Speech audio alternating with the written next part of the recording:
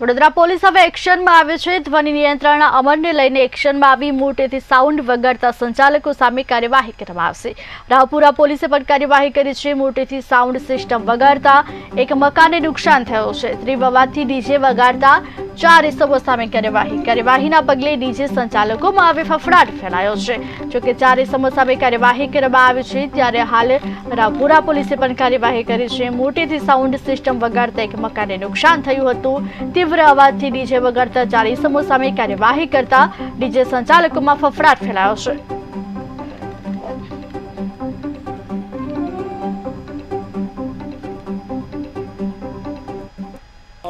3/8/24ના રોજ દશામાના મૂર્તિના આગમનનો જે પ્રોસેસન છે એ નવાપુરાના વિવિધ વિસ્તારોમાંથી પરમિશન માંગવામાં આવી હતી અને આ પ્રોસેસન છે નવાપુરા અને રાવપુરામાંથી પસાર થનાર હતું।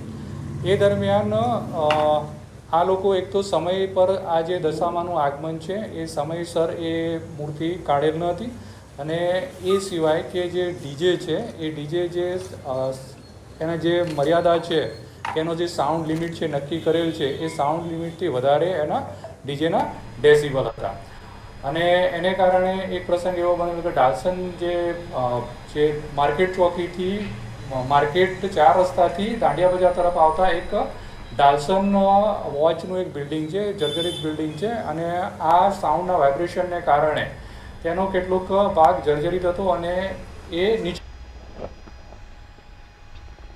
કોઈને નુકસાન થયેલ ન હતું, પરંતુ ડીજેના જે ખૂબ જ સ્ટ્રોંગ વાઇબ્રેશનને કારણે આ બનેલ હોવાનું જણાય આવેલ અને જેને કારણે અમે 4 અલગ અલગ ડીજે જે છે એમાં વિનાયક સાઉન્ડ, જય અંબે સાઉન્ડ, ઉર્વી સાઉન્ડ અને લીલાગીરી સાઉન્ડ છે એના જે સંચાલકો છે તેમના વિરુદ્ધ તેમજ જે દશામાની મૂર્તિનું જે આગમન માટે જેમણે આ કાર્યક્રમ યોજ્યો હતો તેના જે આયોજકો વિરુદ્ધ છે ગુનો નોંધેલ છે।